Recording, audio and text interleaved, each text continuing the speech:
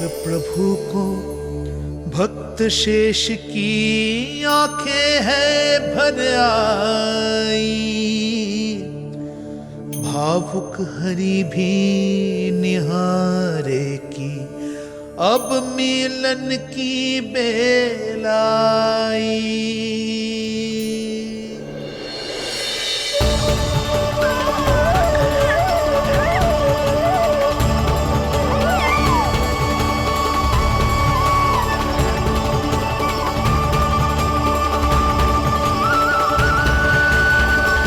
प्रभु, आपके दर्शन पाकर मैं धन्य हो गया।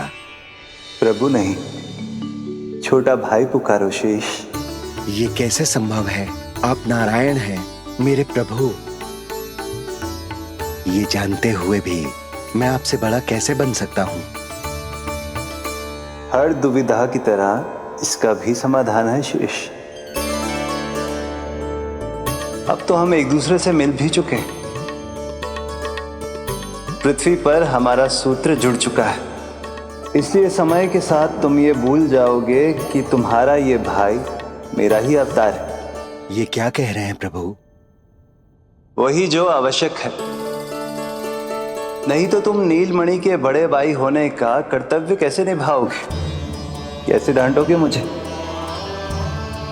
और बड़े होने के नाते मुझ पर अधिकार कैसे दिखाओगे? पर प्रभु, पर किंतु परंतु ये सब भूल जाओ शेष। आज से इसी क्षण से मैं हूं तुम्हारा छोटा भाई और तुम मेरे ताऊ। मैं हूं तुम्हारा छोटा भाई और तुम मेरे ताऊ।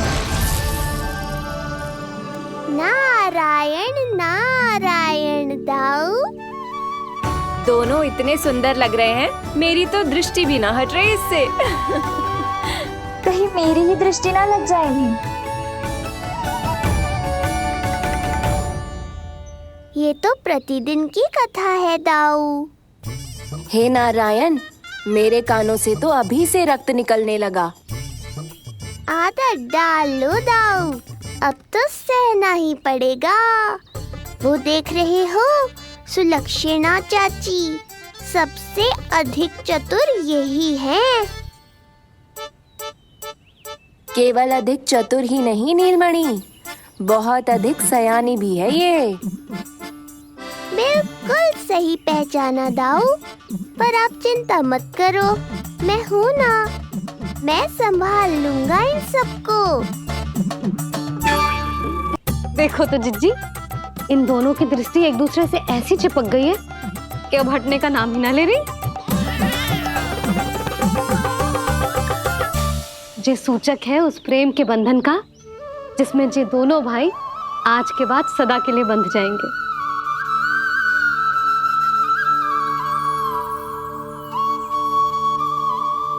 मुझसे भूल हो गई यशोदा, मैंने इन दोनों को पहले ही मिलवा देना चाहिए था।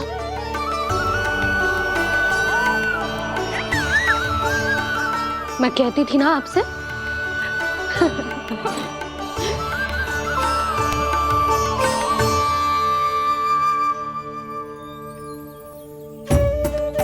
आई मैं।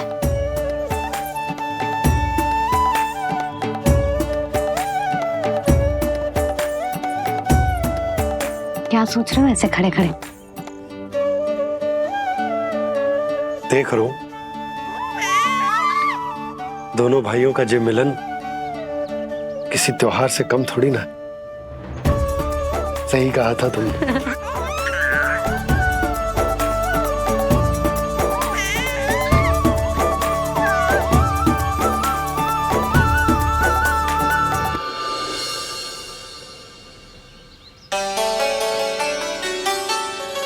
सुना ना तूने जो गोपिया क्या कह रही थी कि नीलमणि का दाऊ कितना बलशाली है?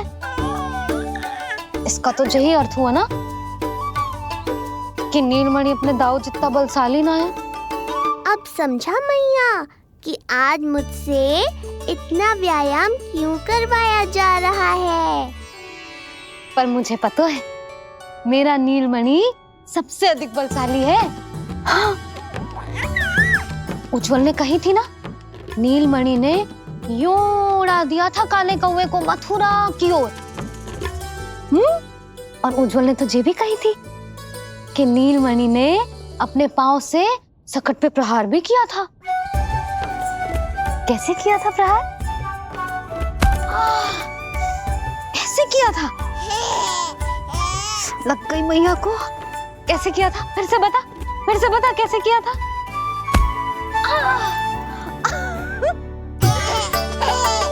मेरे लल्ला में कितना बल है, मैया को ही ढकेल दियो पीछे।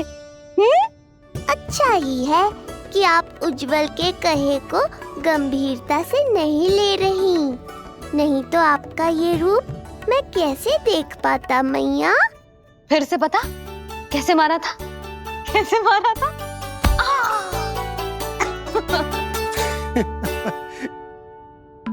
लल्ला तू बड़े के जैसे कब से हंसने लगो?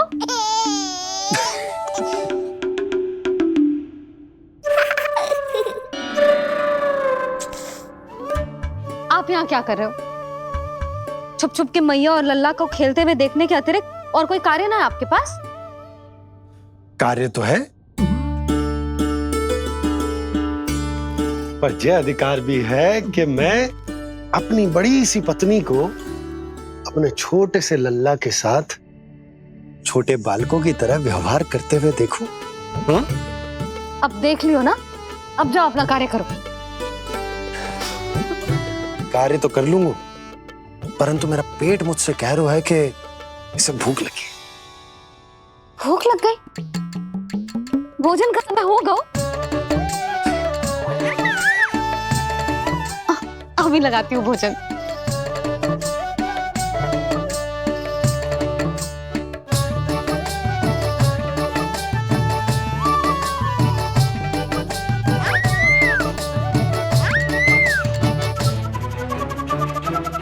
क्या हुआ लल्ला, इतना उतावला क्यों हो रहा है तू? तुझे भी भूख लगी आई है क्या? सच्ची में भूख लगी आई है कि मंद मंद मुस्कुरा के मैया को बांधना चाहता है? तनिक रुक जा, तेरे बाबा को भोजन परोस के यूं गई और यूं आई। मेरा अच्छा लल्ला। आई।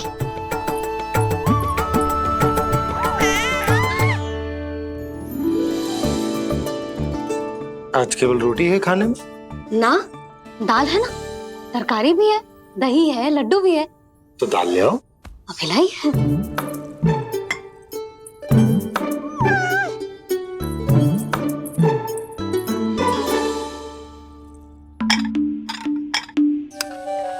अवश्य भूख ही लगी होगी उसे।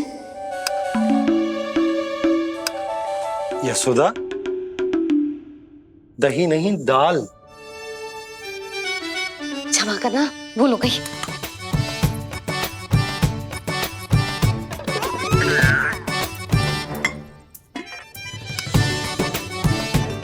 यशोदा,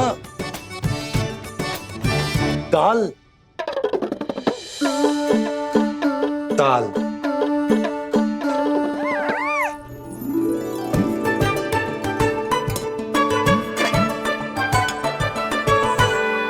अब ऐसे क्या देख रहे हो?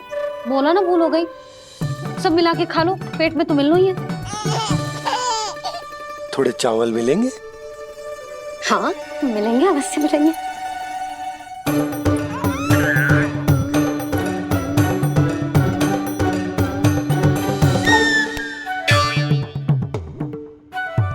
लड्डू नहीं, चावल।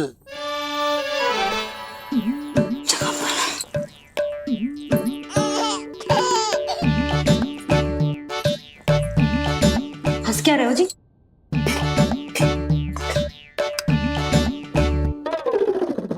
आज व्यायाम भी बहुत कस के करवाओ था मैंने, कहीं अधिक भूख तो ना लगी होगी। सच्ची है यशोदा, बिल्कुल ना बदले तुम। पहले रामू की चिंता में व्याकुल रहती थी और अब हम नीलमणि में तुम्हारा मन लगा रहता। हाँ तो लल्ला भूखा हो और मैया का मन व्याकुल भी ना हो, ऐसा हो सकता है भला? फिर तो दूध पिला दो ना उसको। जाऊं? शीघ्र जाओ। किंतु आप तो खा रहे हो ना पतिदेव। वही तो यशोदा, मैं खा रहा हूं, किंतु वो भूखो है। जाओ। ठीक है। यहाँ थे तो लल्ला की भूख के लिए चिंतित थी, अब वहां जाएगी तो पक्का मेरे भोजन के बारे में चिंता करेगी। कहीं आधे ही भूख में ना उठ जाए तेरे बाबा, उन्हें कुछ और चाहिए होगा तो? सही कहा था बाबा ने, वहाँ मेरी चिंता थी, यहाँ बाबा की चिंता है। सच्ची मैया, अनोखी हो आप। अरे इतने से पेट भर गया तेरा? ना, ये वाली मुस्कुराहट तो मत ही दिखा मुझे। इतनी शीघ्र तेरा पेट भर ही ना सकता। मैया जानती है अपने लल्ला की भूख।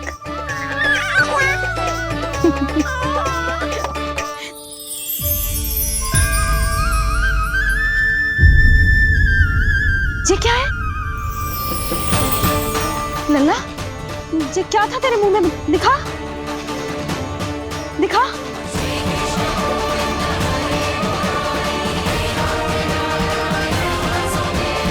मैया को सब पता है, इतनी जल्दी तेरा पेट भर ही ना सकता।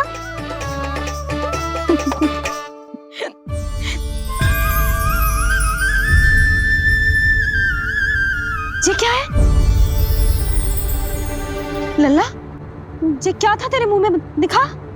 ओहो, मैं तो भूल ही गया था कि मेरे भीतर ही तो सारी सृष्टि समाई हुई है।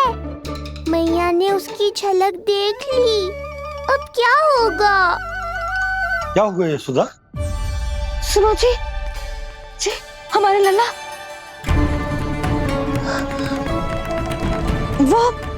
वो इसके मुंह में।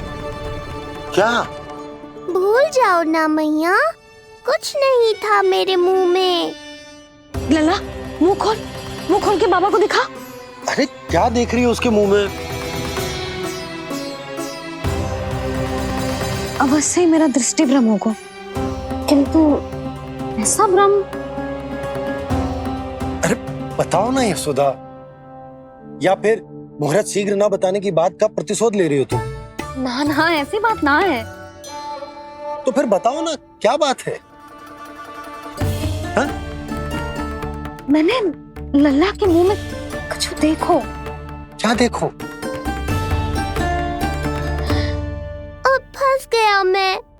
मैया बाबा को सब कुछ बता देंगी और राय का पहाड़ बन जाएगा। फिर कैसे संभालूंगा इन दोनों को? ऐसे लगो जैसे जैसे जैसे पूरा का पूरा ब्रह्मांड। ब्रह्मांड लल्ला के मुंह में। अच्छा, तुम मेरा मुंह देखो।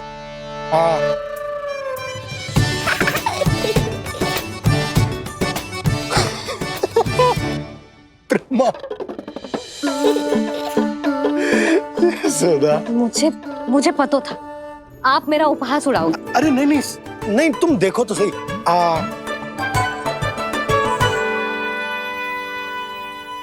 ब्रह्मांड ना सही, गोकुल तो दिखना चाहिए। अरे गोकुल को राजा हूं मैं, है कि ना? है? देखो, अरे देखो तो। धन्यवाद बाबा, आपने इस बात को गंभीरता से नहीं लिया, इसलिए अब मैया भी नहीं लेंगी। आज तो बचा लिया आपने। आज के बाद ना आपको कुछ बताऊंगी ही ना। आप जाओ, नामकरण उत्सव की तैयारी करो। और हाँ, इस बार भी उत्सव छोटा ही करना है, जे तो मत ही बोलना। हाँ। अब इसे कैसे समझाऊं कि हम कोई भी उत्सव बड़ा ना कर सकते? व्यर्थ ही कंस की दृष्टि पड़ जाएगी हम पर।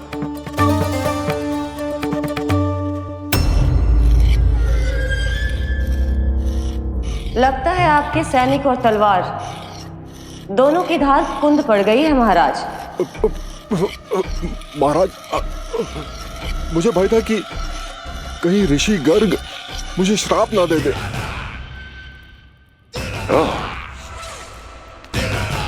तो श्राप से भयभीत हो गए दुर्जन, किंतु कंस तो कोई श्राप नहीं देता, सीधा मृत्यु देता है। ऐसा न करें महाराज, दया करें, दया निदान। यदि मैं उनकी इच्छा के विरुद्ध भीतर जाने की कोशिश करता तो जितनी सूचना मुझे मिली है उतनी भी नहीं ला पाता। तब आपको कैसे पता चलता महाराज कि आपकी बहन और बहनोई मात्र अपनी मृत संतानों के श्राद्ध के लिए वहां नहीं गए थे?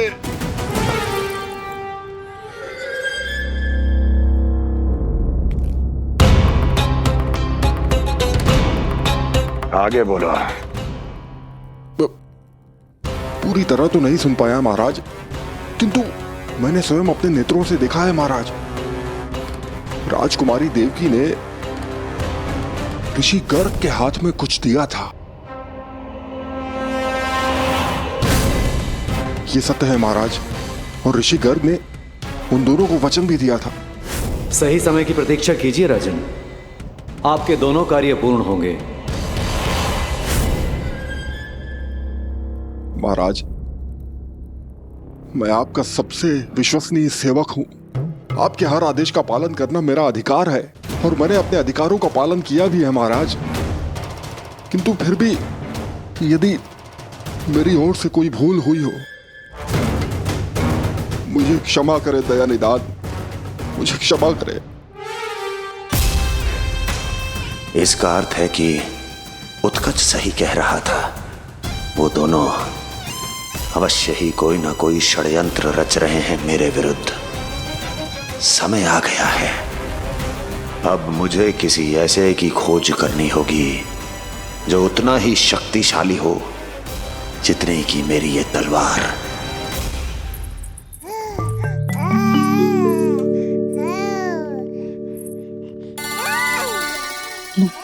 अभी से पुकारने लगो जी, अभी तो आई हो रसोई में।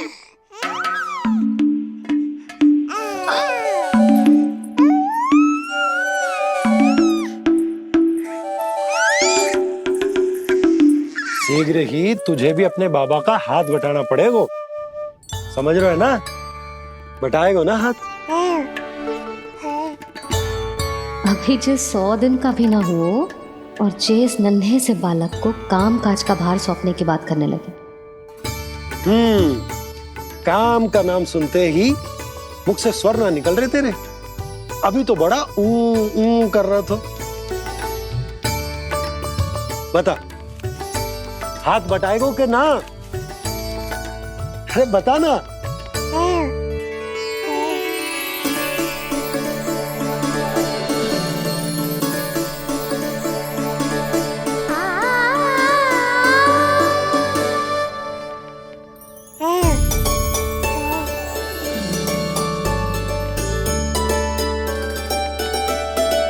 कल तू पूरा 100 दिन को हो जाएगा लल्ला।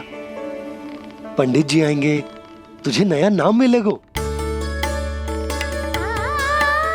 देखो तो मन में तो इनके भी कितना उत्साह भरो है, बस दृष्टि में मैं ही आती हूँ। और कल तुझे वो नाम मिलेगा लल्ला जिससे पूरा संसार तुझे पहचानेगा।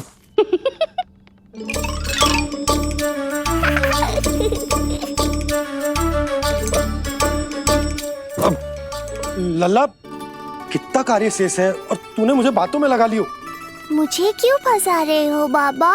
छुपाने की कोई आवश्यकता ना है।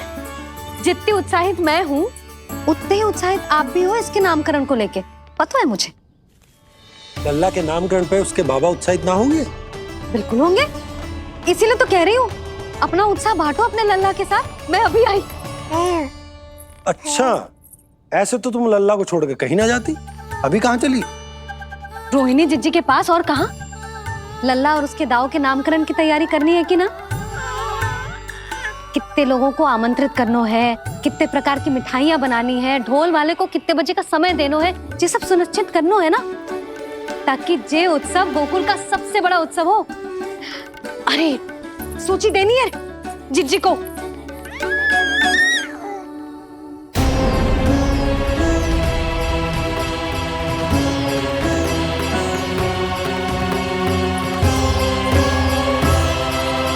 सबकी कोई आवश्यकता ना है। आवश्यकता ना है मतलब? कहना क्या चाहते हो आप? मैं ये कहना चाहता हूं कि यशोदा, सत्य तो ये है कि हमें दुख में ना अत्यधिक दुखी होना चाहिए और ना सुख में अत्यधिक उत्साहित। प्रसन्नता कितनी भी क्यों ना, हमें उत्सव संयम से ही मनाना चाहिए। इतने वर्ष संयम ही तो रखा था ना नंद जी। ये समय संयम का ना आनंद से बावले हो जाने का है। यशोदा, हम आयोजन छोटा ही करेंगे। मैं कुछ सोच समझ कर ही तो कह रहा हूँ। पर क्यों? मुझे भी तो समझाओ। हर बात समझाने की ना होती है यशोदा। अच्छा, पति पत्नी में भेद हो तो है? ठीक, मैं कोई भेद ना रखूं। जो भी अब तक मैंने तुम्हें ना बताया है वो सब बताऊं। ओहो, क्या कर रहे हो बाबा? कंस के बारे में कुछ बता मत देना मैया को। वो मंगला है ना, उसने आज शाम को ही बछड़ा दियो और भाद्रपद का मास लगभग बीतने को ही है, तो धीरे धीरे शरद ऋतु आ जाएगी, दूध की हानि भी कम हो जाएगी। हाँ? और वो सरजू है ना, उसको बैग जी ने पूरे पखवाड़े का विश्राम के लिए कहा है। क्यों? क्योंकि वो ठाट से गिर गए थे और गिरते समय उसे भीतरी चोट लग गई थी। अरे बस बस बस, ये सब मुझे क्यों बता रहे हो? इसका नामकरण से क्या संबंध? तुम्ही ने तो कही ना कि पति पत्नी के बीच में कोई भेद ना होता। तो मुझे जो भी बात पता है मैं तुम्हें बताऊंगा। कितनी समझदारी से बात बदल देते हो आप, और भोली भाली मैं आपकी बातों में आ जाती हूँ और इस सब में असली बात तो रह ही जाती है। किंतु आज बात मेरे लल्ला की है। उत्सव तो विशाल ही होगा और इस बारे में कछु और ना सुनूंगी मैं। आप लल्ला का ध्यान रखो, मैं जा रही हूँ रोहिणी जीजी के पास। यशोदा,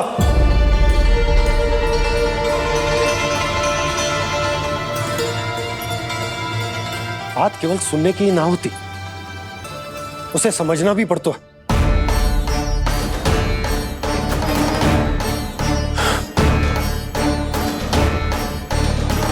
विश्वास है ना मुझ पर? मैं कुछ सोच समझ कर ही कर रहा हूँ ना। उत्सव तो छोटा ही होगा।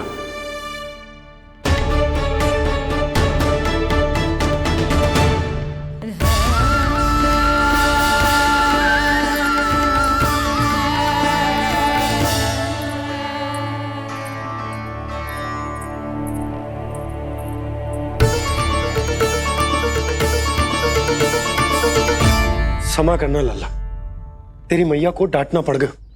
आपको मेरी सुरक्षा की चिंता है बाबा, समझता हूँ मैं, इसलिए आपने ये निर्णय लिया है। समझ में नहीं आता, कब कौन सा निर्णय क्यों लेते हैं आप? यदि कंस को समझना इतना आसान होता तो कंस नहीं होता। ये नया सिंहासन उसके लिए है जो मेरा विश्वास पात्र बनेगा। मेरे दाहिने हाथ की तरह मेरे मन के सबसे निकट होगा वो। मंत्री परिषद में विशेष स्थान की प्राप्ति होगी। मेरे बाद पूरे राज्य के लिए उसी का वचन होगा। शासन। किंतु ये अधिकार केवल उसे प्राप्त होगा जो मेरी परीक्षा में उत्तीर्ण होगा, मेरा सबसे महत्वपूर्ण कार्य करेगा वो। इसलिए जाओ, कह दो सभी बाहुबलियों को, महाबलियों को, दैत्यों को, दानवों को, प्रेतों को, पिशाचों को, सभी को ये सूचना दे दो ना। ना ना ना, सूचना नहीं, चुनौती दो कि यदि साहस है तो आए, मेरी परीक्षा में उत्तीर्ण हो और इस सिंहासन पर बैठने का अधिकार प्राप्त कर ले। जाओ। और हां, ये अवश्य कहना कि केवल वही आए जिनके हृदय में साहस का ज्वालामुखी धधकता हो, जिनकी तलवारें पर्वतों का सीना चीरने को व्याकुल हो, जिनकी संकल्प शक्ति इतनी दृढ़ हो कि मृत्यु से टक्कर ले लें। कायर नहीं चाहिए मुझे। जाओ। महाराज, आप जिसे भी ये विशेष पद देंगे, भविष्य में यदि वही हमारे शीश पर बैठ गया तो क्या करेंगे आप? पहले ऐसा कोई योद्धा सामने तो आए अस्ति, जो उस विष्णु के अवतार का संहार कर सके।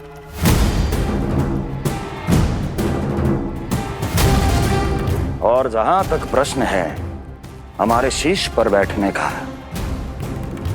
तो स्मरण रखो अस्ति, कंस को अच्छी तरह आता है ऐसे दुस्साहसियों को बीच दरबार में खड़ा करके अपनी उंगलियों के संकेत पर नृत्य करवाना। ता दीर्घ ता और अपना कार्य सिद्ध होने के बाद उनके तन से उनके शीश को उतारना। कंस को भलीभांति आता है।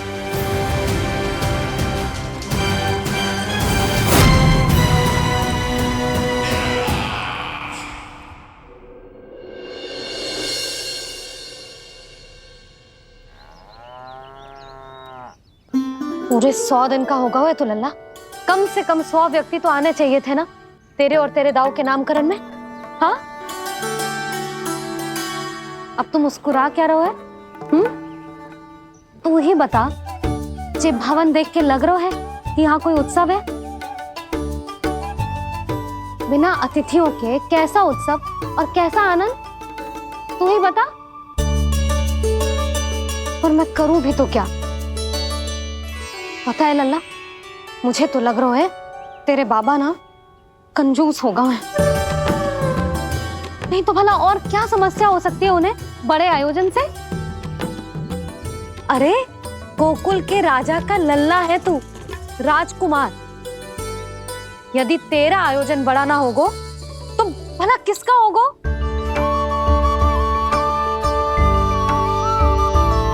मेरी भूल है, मैं भोली हूं, इसीलिए व्यर्थ में तेरे बाबा की बातों में आ गई। मैं भोली हूं ना, व्यर्थ में उनका कहा मान गई। किंतु अब ना मैं कोई मांग रखूंगी, ना मैं उनसे बात करूंगी। और कहे देती हूँ लल्ला, सावधान जो इस बार तू बीच में आया तो। हाँ नहीं तो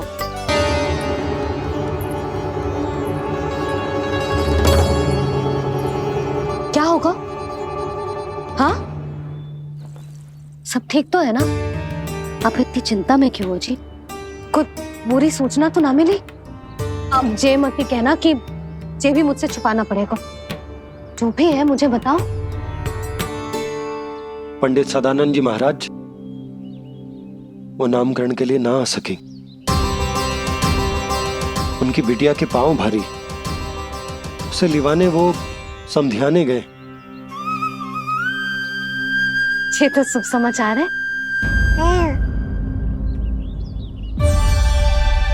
किंतु मेरे लल्ला का नामकरण अब वो सही मुहूर्त पे कैसे होगा? वही तो समझ ना आ रहा। ऐसे मन छोटा करने की आवश्यकता नहीं है मैया बाबा। आप दोनों तो स्वागत की तैयारी करो, आ रहे हैं वो।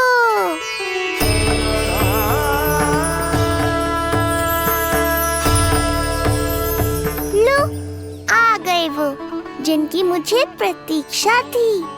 आप दोनों व्यर्थ ही चिंता कर रहे थे।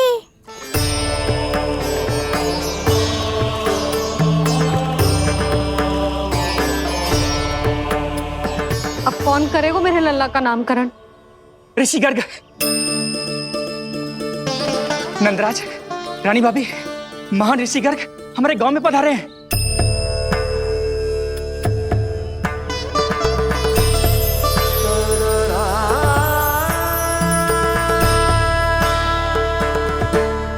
ऋषि गर्ग गोकुल में? हाँ नंदराज, और कह रहे थे उन्हें यादव राज वासुदेव जी ने भेजो है रानी जी के पास। अरे तो तुम लोग खड़े खड़े क्या देख रहे हो? जाओ उनके सत्कार की तैयारी करो। जी यशोदा, उनके स्वागत की तैयारी करो। सुनो जी, वो तो यादवों के कुलगुरु है ना, रोहिणी जीजी के यहाँ हैं, हमारे यहाँ आएंगे।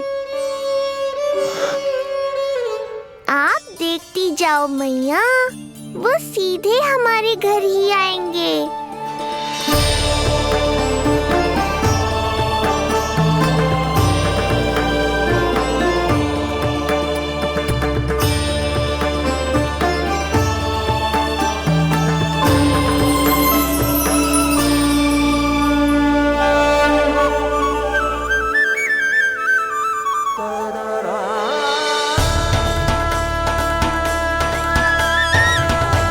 ये क्या हो रहा है मुझे?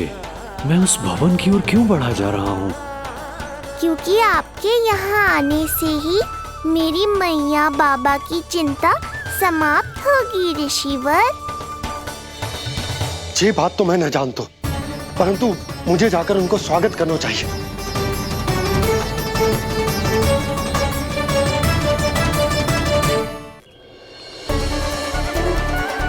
गुरुदेव, कल्याण हो। भगवान श्री नारायण के महान भक्त आज हमारे गांव में पधारे। हमारा जीवन सफल है गयो आज। वो भवन आपका है नंदराज? आपके शुभ चरण पड़ेंगे तो हमारा ये भवन पवित्र हो जाएगा। इतने बड़ी ऋषि अगर हमारे घर पधारेंगे तो हमारे तो भाग्य ही संवर जाएंगे। मैया आपके दर्शन को तरस रही है ऋषिवर, संकोच मत कीजिए, अब आप ही जाइए। पधारिए गुरुजी। न जाने क्यों मेरे पांव अपने आप ही आपकी भवन की तरफ जाने को व्याकुल है नंदराज। पधारिए गुरुदेव, आइए।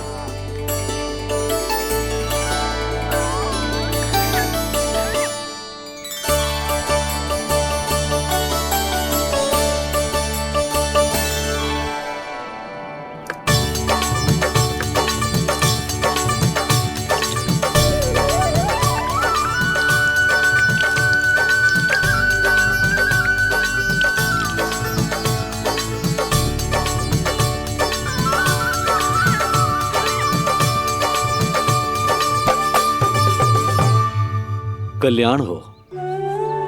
पधारिए।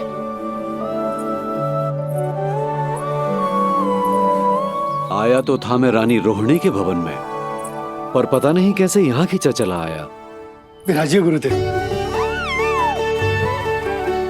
महाराज, आप इसे भी रोहिणी जीजी का ही घर समझिए, मैं अब भी बुला कर लाती हूँ। महाराज, ये हमारा सौभाग्य है कि आपने यहाँ आना स्वीकार किया।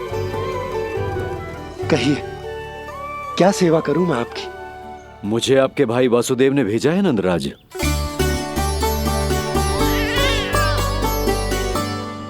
प्रणाम गुरुदेव। स्वामी जी ने आपसे इतनी दूर आने का आग्रह किया है, अवश्य ही कोई बड़ा कारण होगा। कारण तो है, आपके पुत्र का नामकरण करने आया हूं मैं यहाँ।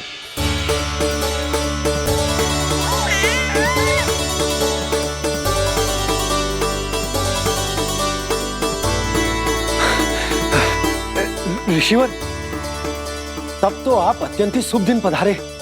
आज का ही मुहूर्त निकलो है भाभी के लल्ला और हमारे लल्ला के नामकरण के लिए। परंतु पंडित जी गांव से बाहर है, इसीलिए आप। अब तो आप यहाँ आ गए हो, आप हमारे भी लल्ला का नामकरण कर दो ना।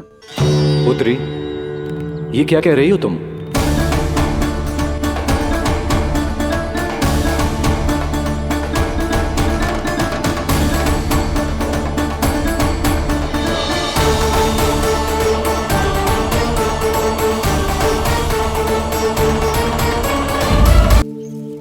आप हमारे भी लल्ला का नामकरण कर दो ना।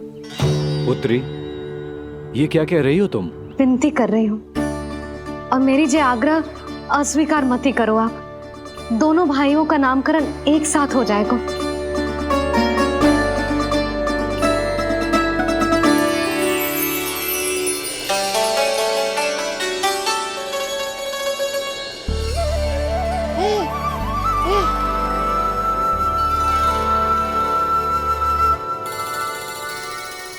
कितने प्यारे और निर्दोष बालक हैं।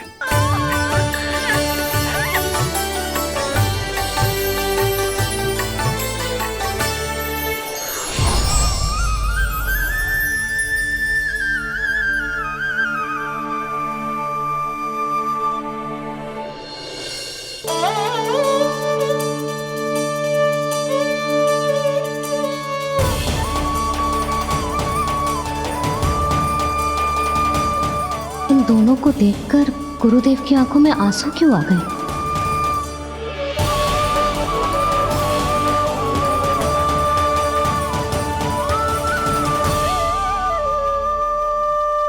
ये क्या कर रहे हैं ऋषिवर? संभालिए अपने आप को, नहीं तो मेरा रहस्य खुल जाएगा आज। अरे ऋषिवर, हाथ मत जोड़िए। इससे पहले कि गड़बड़ हो जाए, अपनी नमस्कार मुद्रा को आशीर्वाद मुद्रा में बदल दीजिए। बात को समझिए। मैंने ये अवतार मैया और लल्ला के अद्भुत संबंध का अनुभव करने के लिए लिया है, पर आपकी भावुकता के कारण यदि मैया को मेरा सत्य पता चल गया तो ये संबंध ही बदल जाएगा।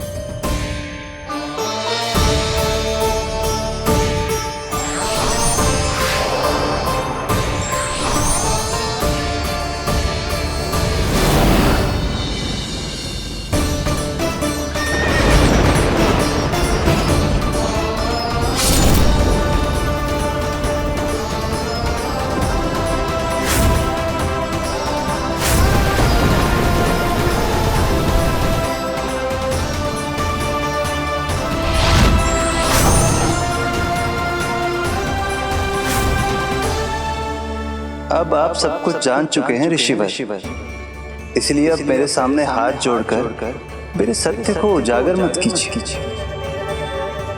अपने शिष्य वसुदेव के पुत्र के रूप में मुझे आशीर्वाद दीजिए।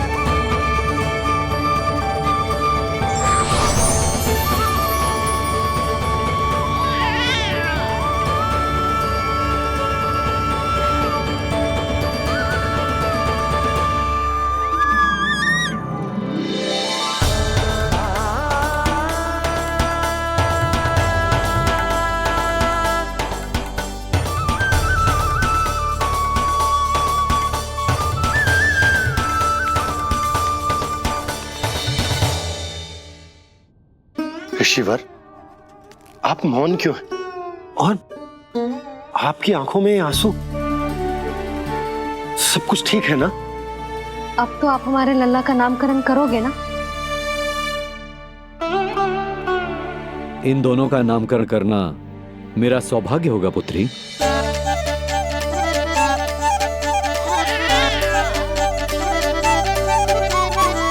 परंतु ये गोपनीय रूप से करना होगा।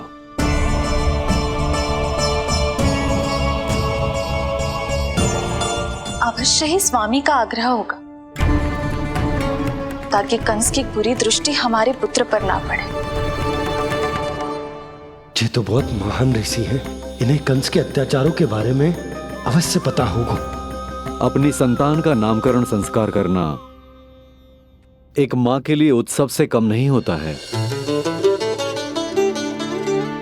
पर यह छुपकर करना होगा। आप दोनों को स्वीकार तो है ना? जैसी आपकी आज्ञा गुरुदेव। स्वीकार है गुरुदेव। तो फिर कहाँ करना है हमें नामकरण का प्रबंध? गुरुदेव, मंदिर सही रहेगा? उससे पवित्र स्थान तो हो ही नहीं सकता है। ऋषिवर, आप तनिक विश्राम कीजिए, हम लोग प्रबंध करते हैं। मैं कुछ समय इन बालकों के साथ व्यतीत करना चाहूंगा। ये तो इनका सौभाग्य होगा। हमें आज्ञा दीजिए।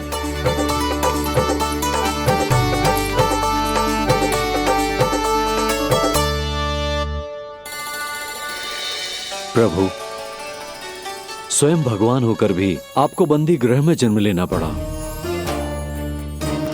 अब अपनी मां को छोड़कर दूसरी मां के यहां पलना पड़ रहा है। जब से गोकुल आए हैं छुप छुप कर रहना पड़ रहा है।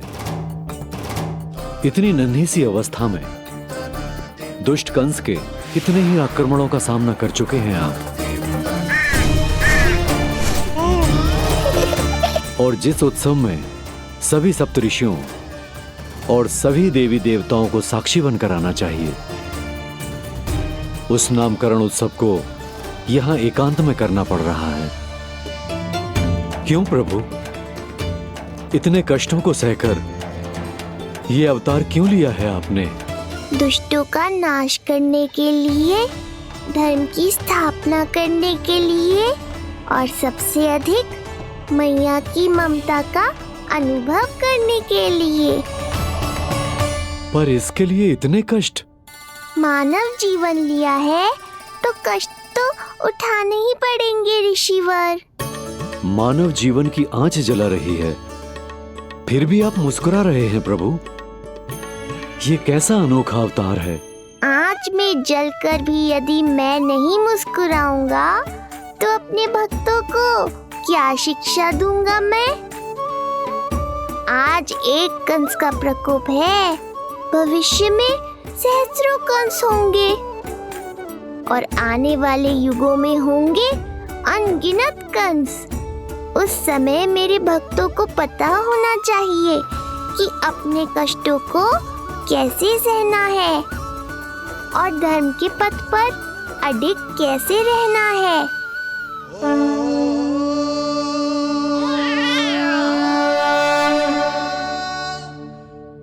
आप धन्य हैं प्रभु। देखा अस्ति, जब सिंह दहाड़ता है तो वन के सभी जीव जंतु इकट्ठे हो ही जाते हैं। वो सब जो मेरा विश्वास पात्र होने का अधिकार और ये सिंहासन पाना चाहते हैं, सामने आए। बुद्धि के बिना बल अपंग होता है महाराज, और मेरे पास बुद्धि और बल दोनों हैं। आप केवल आदेश दीजिए किसका संहार करना है।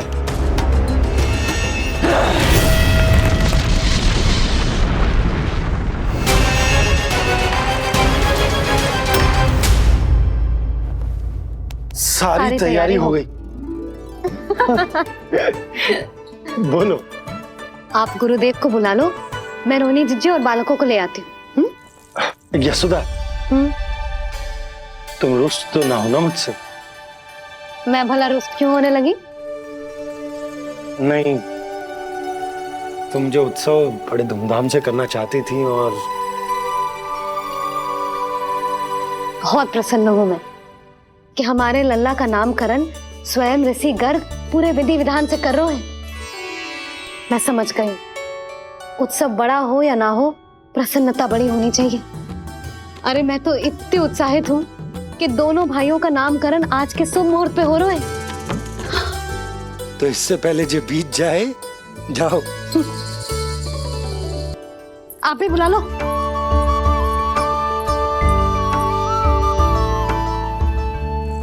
यहाँ सब के सब एक से बढ़कर एक है, तो फिर अपने कार्य के लिए किसका चुनाव सबसे पहले करूं? मेरा सामर्थ्य तो आपने अभी तक देखा ही नहीं महाराज। चुटकी बजाकर शत्रुओं का विनाश कर सकता हूं मैं।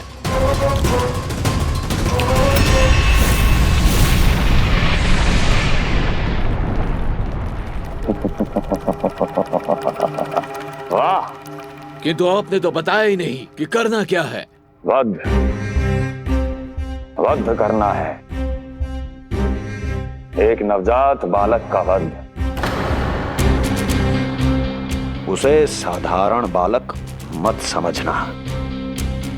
गोकुल में नंद के घर पल रहा वो बालक विष्णु का अवतार है।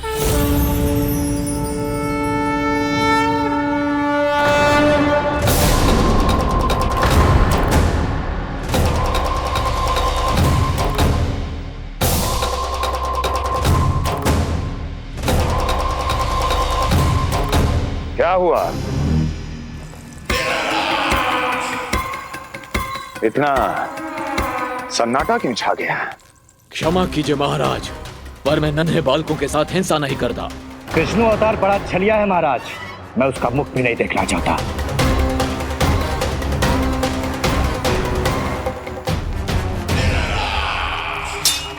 जाने दो इन्हें। वैसे भी इस सिंहासन के लिए मुझे कायरों की कोई आवश्यकता नहीं। जाने दो।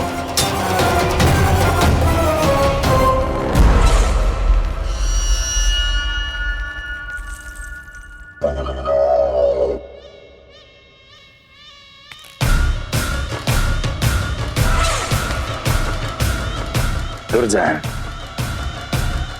क्या कहा था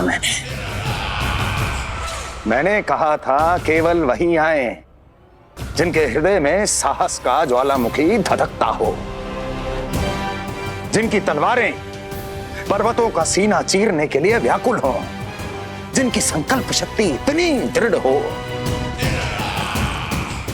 कि वो मृत्यु से टक्कर ले जाए। वही होगा इस सिंहासन का असली अधिकारी। महाराज,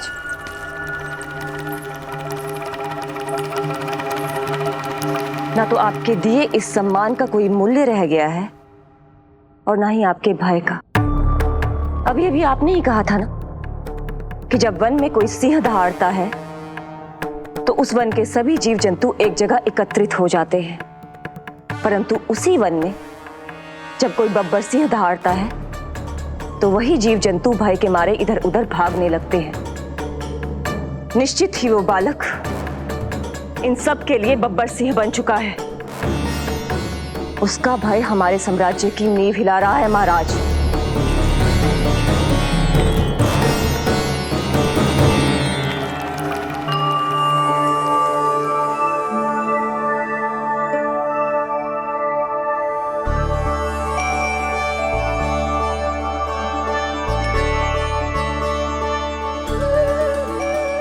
हे नारायण, मेरा मार्गदर्शन कीजिए। हे मां सरस्वती, मुझे आशीर्वाद दीजिए ताकि मैं दोनों बालकों के लिए सर्वोत्तम नामों का चुनाव कर पाऊं।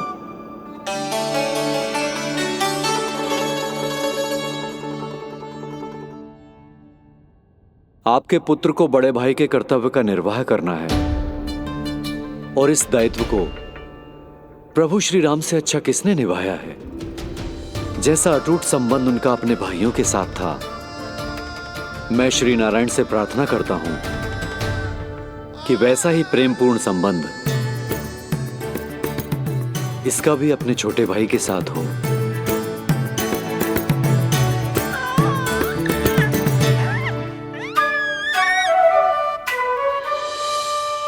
इसीलिए इसका नाम राम हो। इसीलिए इसका नाम राम, इसीलिए इसका नाम राम।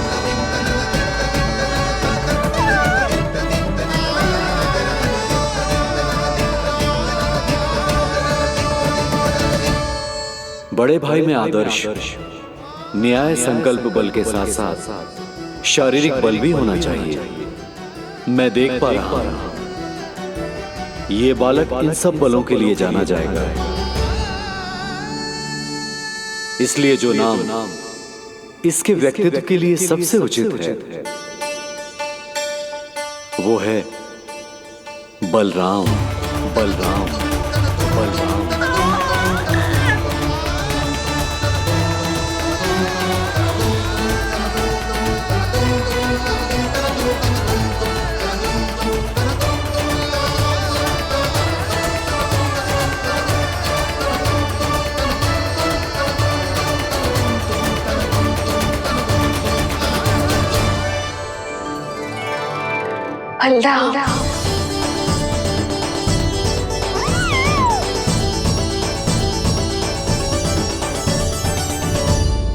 तो फिर उसका नाम बल राम रखना। कैसा अद्भुत संयोग है रिसीवर। जब इसके जन्म की सूचना देने में वसुदेव भैया के पास मथुरा गया था तब उन्होंने भी यही नाम रखा था, बलराम। ये संयोग नहीं, नारायण की इच्छा है नंदराज। बलराम से अधिक उपयुक्त नाम इस बलराम के लिए कुछ और हो ही नहीं सकता है। पर मैं तो दाऊ कहकर ही बुलाऊंगा इन्हें, बलदाऊ।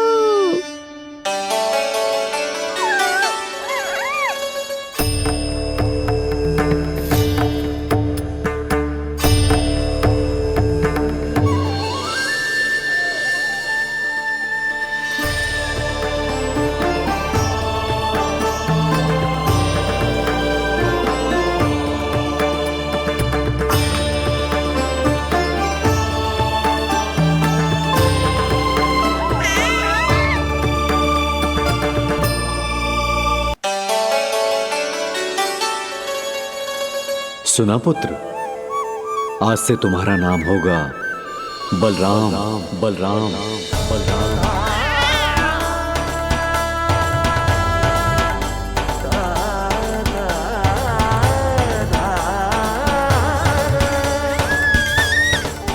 गुरुदेव, कितना अद्भुत नाम दियो है आपने इसे। अब मेरे लल्ला को भी ऐसा ही कोई उत्तम सा नाम दे दो।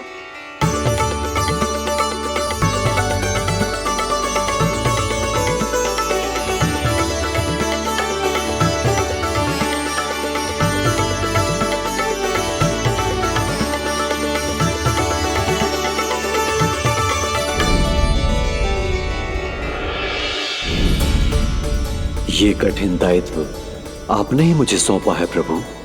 इसे निभाने की क्षमता भी आप ही दीजिए।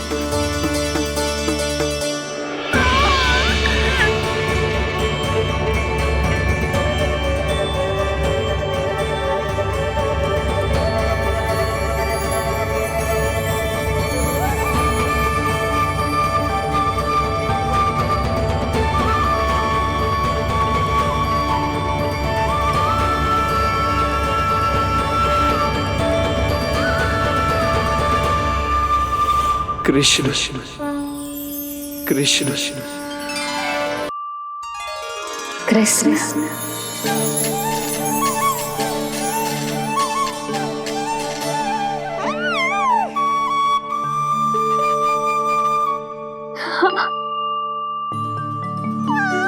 और जो मानवता के शत्रु हैं उनके जीवन में ये नाम अशांति, असुरक्षा, भय उत्पन्न करेगा।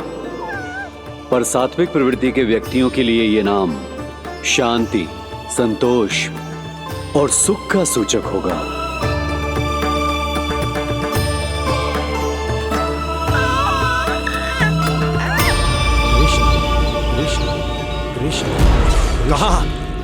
कहां से आ रही है ये ध्वनियां? कहां से आ रही है ये ध्वनियां?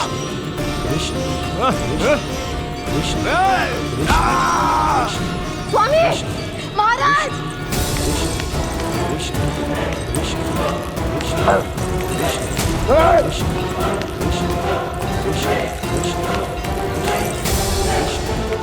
कैसी ध्वनि महाराज?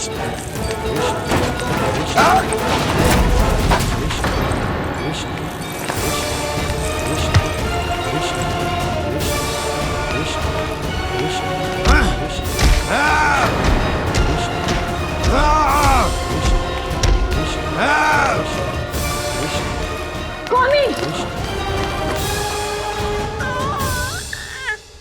कृष्ण।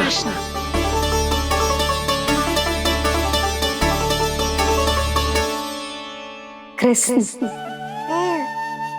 जे नाम अनंत काल तक स्मरण किया जाता रहेगा, जय तेरी मैया का आशीर्वाद।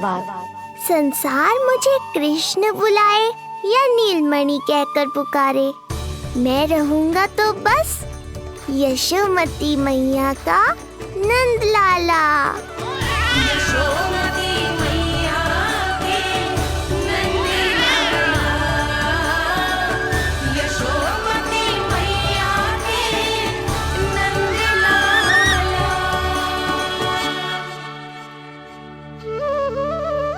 गुरुदेव, आपने मेरे लल्ला को इतना प्यारा नाम दिया है, उसके लिए आपका बहुत बहुत धन्यवाद। एक बार गोपियों को पता चलेगा तो देखना कैसे रटने लगेंगी मेरे लल्ला का नाम। इससे पहले कि आप सब बाहर जाकर किसी और को बताएं, एक कर्मकांड शेष है। नामकरण के बाद पिता को आशीर्वाद के रूप में कुछ न कुछ उपहार बालक को अवश्य देना चाहिए।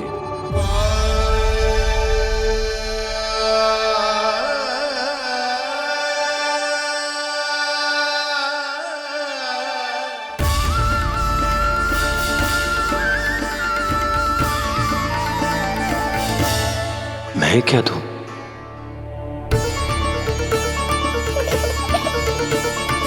वासुदेव मेरे शिष्य हैं और उनकी अनुपस्थिति में यह दायित्व मैं निभाऊंगा।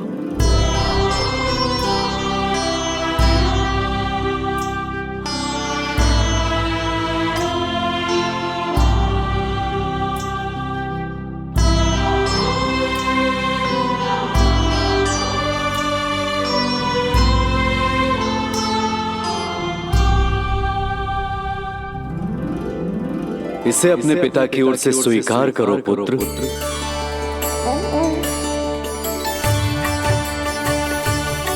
कल्याण हो।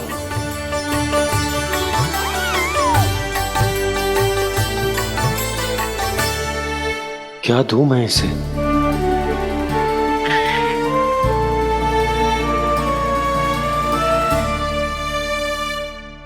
आप सोच क्या रहे हो? आशीर्वाद दो ना अपने कृष्ण को। अच्छा, सोच रहा हूं कि लल्ला को क्या दूं।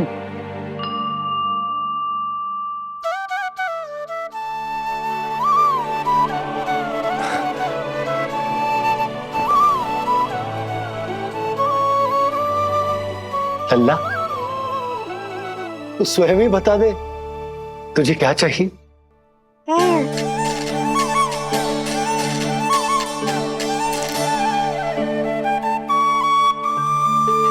देखो जी, लल्ला ने ही आपकी उलझन समाप्त कर दी।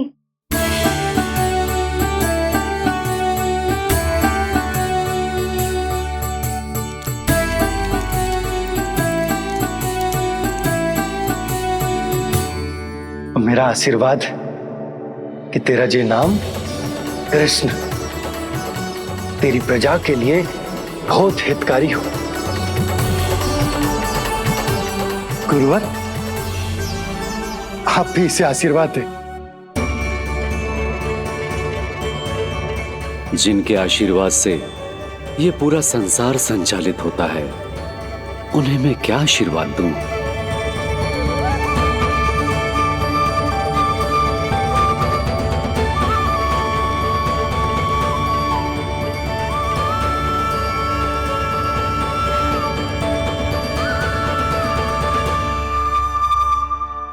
आपने तो मुझे मेरा नाम दिया है ऋषिवर। ये तो मेरा सौभाग्य था प्रभु कि आपने इस कार्य के लिए मुझे चुना। पर आपका कार्य अभी समाप्त नहीं हुआ ऋषिवर। एक विनती और है मेरी। आज्ञा दीजिए प्रभु, क्या करना होगा मुझे? बाबा को मेरी वास्तविक पहचान बतानी होगी आपको, और इन्हें इस बात के लिए मनाना होगा कि ये मैया को कभी भी मेरा सत्य पता ना चलने दे। पर प्रभु, मैं ये कैसे कर पाऊंगा? आप ही कर पाएंगे ऋषिवर, क्योंकि अब आप इस कृष्ण अवतार के मुख्य उद्देश्य को जानते हैं। बंद करो, बंद करो ये ध्वनिया। कौन सी ध्वनिया? ये ध्वनिया बंद करो, बंद करो। क्या सुनाई दे रहा है आप? ये शब्द जो मेरे कानों में गूंज रहा है। भारत समझिए। रुक जाइए। मुझे महाराज।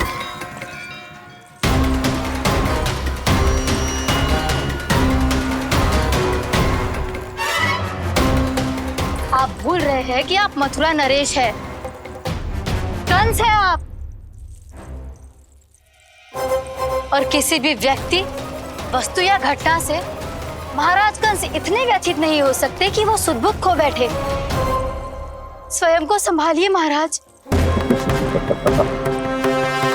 बंद हो गई, बंद हो गई, बंद हो गया वो स्वर, बंद हो गई वो ध्वनिया। रात्रि, यूं मत सोचना कि मैं तुम्हें सुन नहीं रहा था। तुम सत्य कह रही हो। मैं कंस हूं। किसी भी व्यक्ति, वस्तु या घटना से व्यथित नहीं हो सकता। दुर्जन! जी महाराज। इस सिंहासन को पुनः स्थापित करो। यदि कोई भी योग्य इसे स्वयं सिद्ध करने नहीं आता तो मुझे पता है मुझे क्या करना है, कैसे उस दुष्ट बालक का संहार करना है। मैं भली भांति जानता हूं।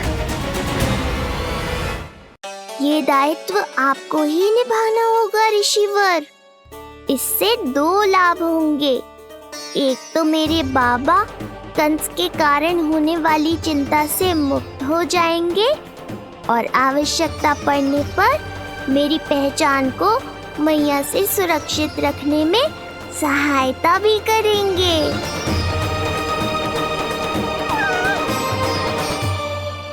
नंदराज, अब बलराम और कृष्ण दोनों को भूख लग गई होगी।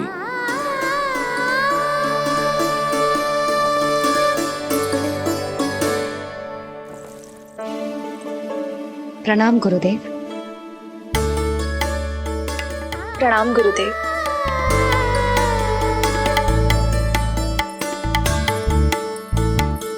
गुरुदेव, अब आप भी विश्राम कर लीजिए। नहीं नंदराज, मुझे शीघ्र ही मथुरा पहुंचना है।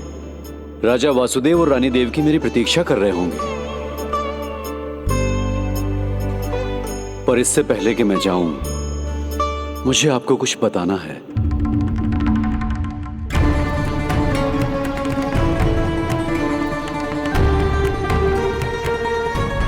गुरुदेव, आपके ललाट पर बल पड़ गए। सब कुछ ठीक तो है ना? कहीं आप मुझे कंस के बारे में तो ना बताना चाहते? गुरुदेव, मैं जानता हूं कि कंस नवजात शिशुओं की हत्या करवा रहा है।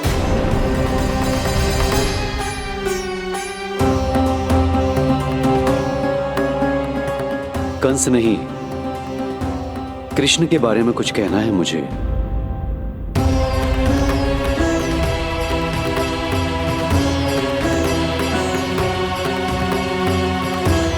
बताइए गुरुवर। मैं एक ऐसा सत्य बताने जा रहा हूं नंदराज, जो है तो वरदान,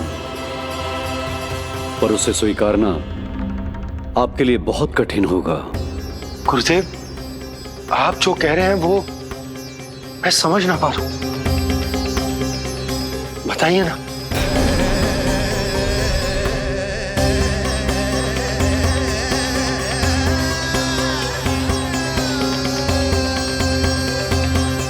बताइए ना गुरुवर।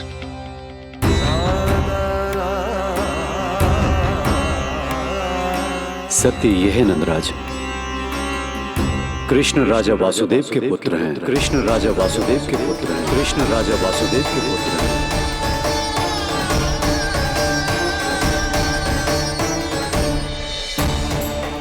और वो कोई साधारण बालक नहीं है।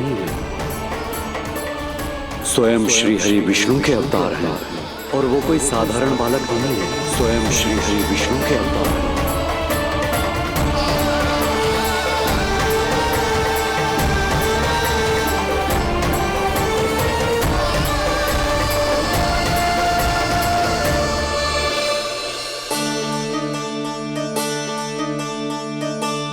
कछु विचित्र लग रहा है। कौन हो तुम? मैं हूं श्री विष्णु का अवतार। शिव, ये कैसे संभव है गुरुदेव? वो तो नन्हा सा बालक।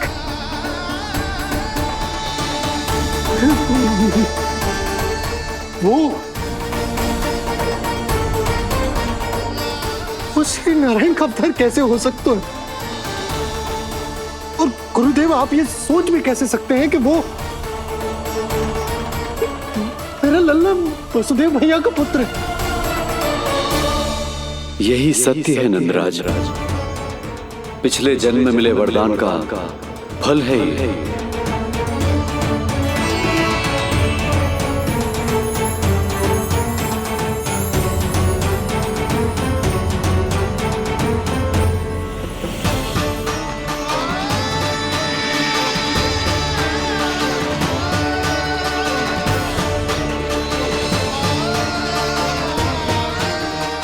मैं आपकी संतान के रूप में अवश्य आऊंगा, किंतु उसके लिए आपको मेरे अगले अवतार के बाद एक और अवतार की प्रतीक्षा करनी होगी, क्योंकि अगले जन्म के लिए मैं पहले ही ये वरदान माता देवकी को दे चुका हूं। इस समय मैं विवश हूं, किंतु मैं आपको वचन देता हूं, आपकी संतान बनकर अवश्य आऊंगा, मैं अवश्य आऊंगा। प्रभु, श्री हरि को अपने सामने देखकर मेरी व्याकुलता का बांध टूट गया है। 2 जन्म बहुत बड़ा समय होता है स्वामी। अपने पुत्र के रूप में हरि को गोद में खिलाने के लिए अब मैं और 2 जन्मों तक प्रतीक्षा नहीं कर सकती। धरा!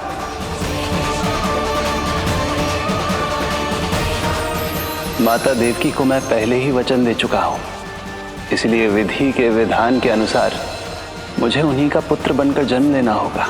किंतु आपकी आतुरता का अनुभव करने के बाद अब मैं भी आपका स्नेह पाने से स्वयं को और वंचित नहीं रख सकता।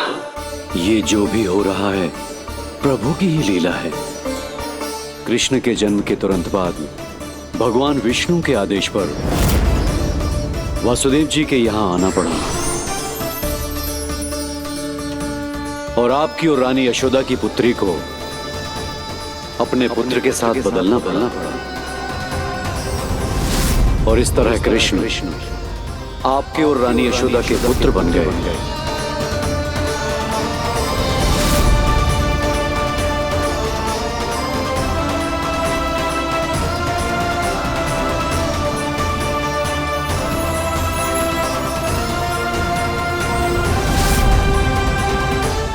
आपने सही कही थी गुरुदेव। जिस सुनने में तो वरदान ही लगता, पर इसे स्वीकार करना उतना ही कठिन। जब यशोदा को इस बात का पता चलेगा तो उसे कैसा लगेगा? अपने नाम का अर्थ अच्छे से सुनो है ना तूने? उसका हर एक अक्षर भगवान श्री नारायण से संबंधित है, जैसे उन्हीं का स्वरूप है तू। बस मैया, ये सत्य आपसे छुपा रहे, इसी कारण बाबा के लिए ये जानना आवश्यक है। फिर चाहे इसे स्वीकार करना उनके लिए कितना भी कष्टदायक क्यों ना हो। नहीं नंद, ये सत्य उन्हें आप नहीं बताएंगे। स्वयं प्रभु ने मुझसे कहा है किसी और प्राणी को इसके बारे में भनक तक नहीं लगनी चाहिए, और रानी यशोदा को तो बिल्कुल नहीं। गुरुवर, कंस के आक्रमणों की जानकारी यशोदा से पहले ही छुपा कर रखना कठिन था। अब इतना बड़ा सत्य मैं यशोदा से कैसे छुपाऊंगा? आपको छुपाना ही होगा नंदराज, यही प्रभु की इच्छा है।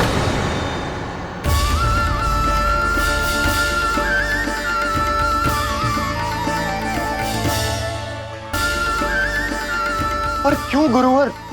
ताकि नारायण अपनी मैया की ममता का अनुभव कर पाए। यही तो उनके अवतार का मुख्य उद्देश्य है। मुख्य उद्देश्य? हाँ नंदराज, नर नारायण के अवतार में अपनी तपस्या करते समय प्रभु ने जो अनुभव किया था, उसके कारण ममता के सुख का अनुभव करने के लिए प्रभु व्याकुल हो उठे थे। ऐसा क्या हुआ था, मुझे भी बताइए। हो सकता है ये बात इस सत्य को स्वीकार करने में मेरी सहायता करे। बहुत समय पहले की बात है। अनेक देवी देवता परम प्रभु विष्णु के पास बैकुंठ गए थे। वहां प्रभु की आंखों में आंसू देखकर वो सभी स्तब्ध रह गए।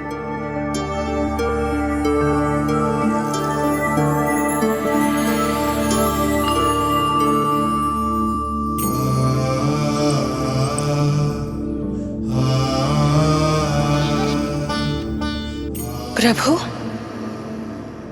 आपकी आंखों में आंसू?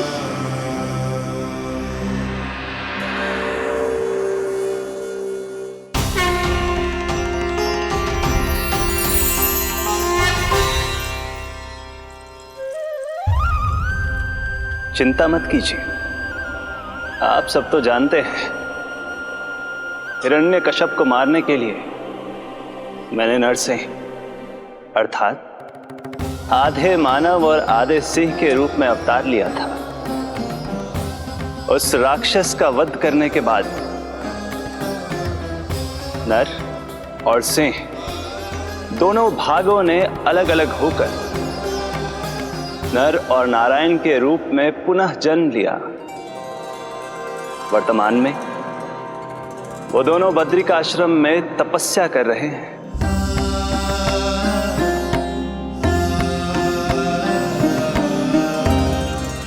आज उन दोनों ने कुछ ऐसा देखा जिसने मुझे भी भावुक कर दिया।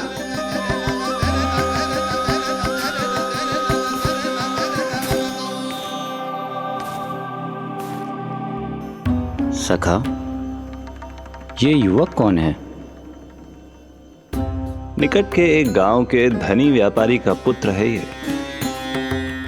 प्रत्येक संध्या वन के उस पार ये अपनी प्रेयसी से मिलने जाता है और फिर रात्रि भर उस नर्तकी के साथ सहवास करने के बाद सुबह अपने निवास को लौट आता है।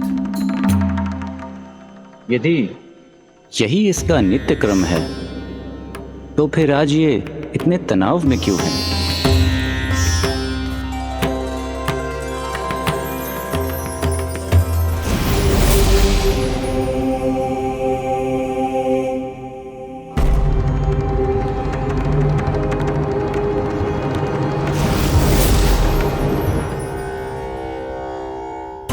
कल रात्रि प्रेम क्रिया के मध्य उस नर्तकी ने इससे पूछा, ये सबसे अधिक प्रेम किससे करता है? जब इसने कहा तुमसे, तो वो बोली, तुम्हें अपने प्रेम को सिद्ध करना होगा। अपनी मां के हृदय को उसके तन से अलग कर मुझे सौंपना होगा।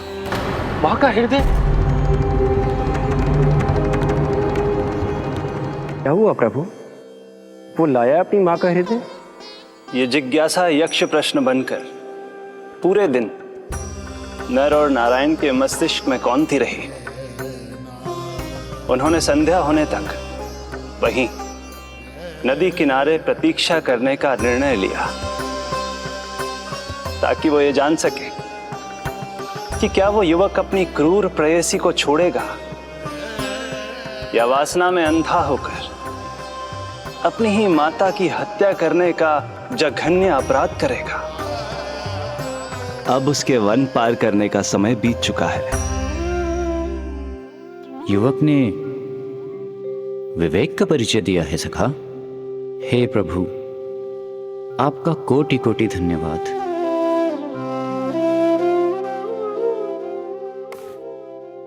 सखा,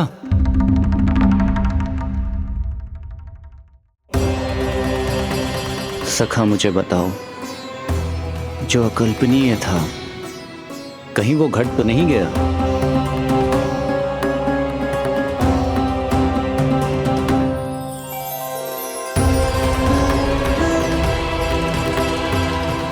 जब इस युवक की मां को इसकी प्रेयसी की क्रूर मांग के बारे में पता चला तो जो उसने किया वो इस समस्त संसार में केवल एक मां ही कर सकती है। बस इतनी सी बात?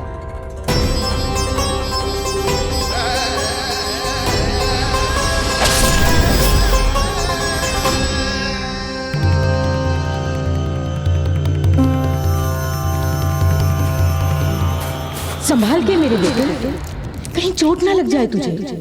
संभाल के मेरे बेटे, कहीं चोट ना लग जाए तुझे। संभाल के मेरे बेटे, कहीं चोट ना लग जाए तुझे। ये तो उसकी मां की पुकार है। मां, मैंने क्या कर दिया मां? मां!